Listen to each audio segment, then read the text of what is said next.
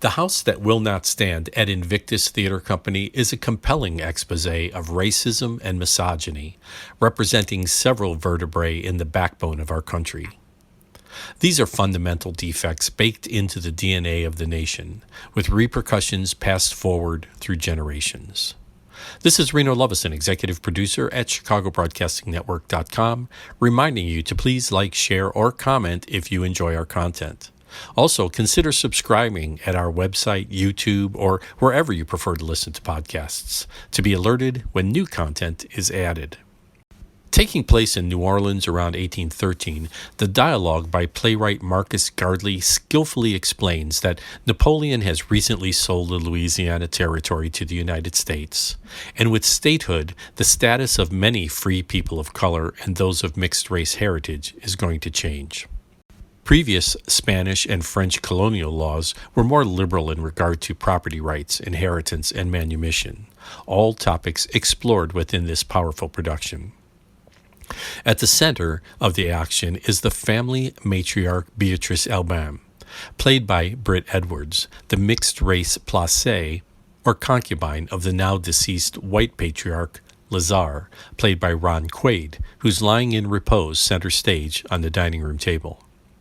In mourning are the couple's three daughters, Agnes, Maudlin, and Odette, each played brilliantly by Kayla Marie Crosby, Ciara Coachman, and Alicia Slade, respectively.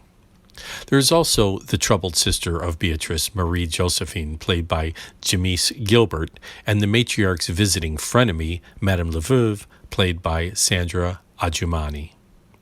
As the story unfolds, we learn that the family's inheritance and the freedom of the women are at risk as a result of Lazare's death.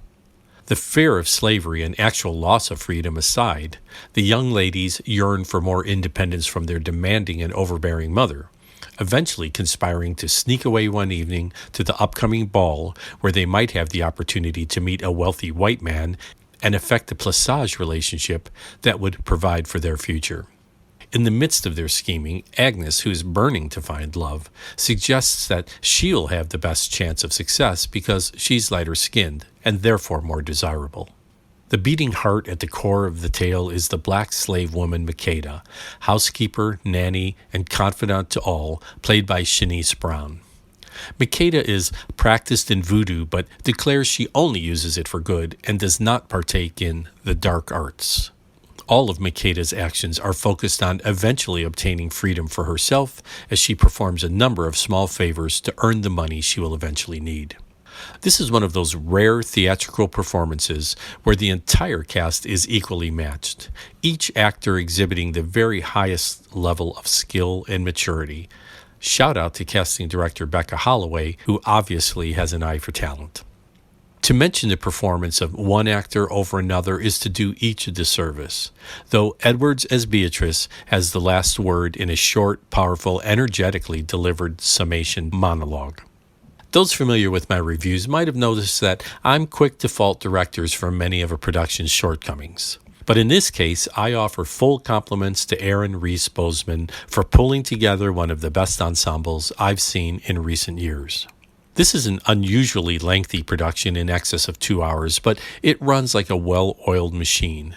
The extraordinary timing of the action did not rush, nor did it linger.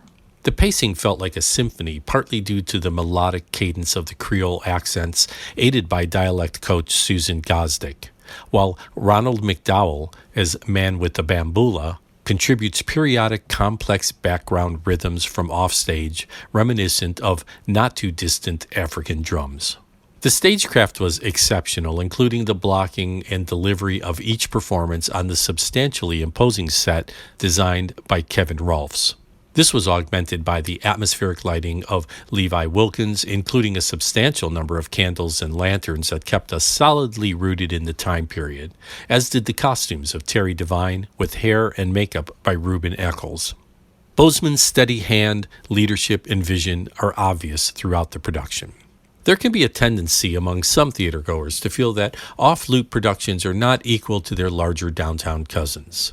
But this production would certainly look perfectly comfortable on the Goodman, Steppenwolf, or Shakespeare stages.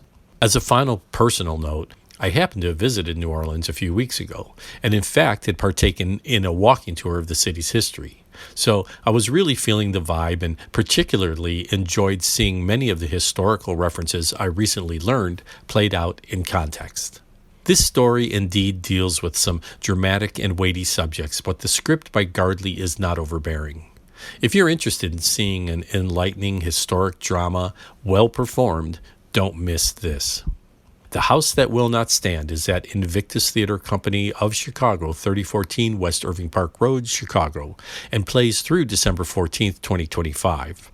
Running time is about 2 hours and 45 minutes with one 15-minute intermission. For tickets and information, visit invictustheaterco.com. This is going to be a busy holiday theater scene with a number of interesting offerings all around town. Check back to hear my reviews of Death Trap, Amadeus, and A Christmas Carol, to name a few. I'll be video streaming the Windy City Winds concert at St. Paul's United Church of Christ on Saturday, November 15th, and it's worth mentioning that Tuda Theater will remount the Long Christmas Dinner in December at Bramble Arts Loft in Andersonville. I'm not sure I'll review it again, but look for last year's review to learn more about this interesting, little-known Thornton Wilder play. This is Reno Lovison, executive producer at ChicagoBroadcastingNetwork.com, reminding you that if you need marketing or video assistance for your business or organization, check out renoweb.net.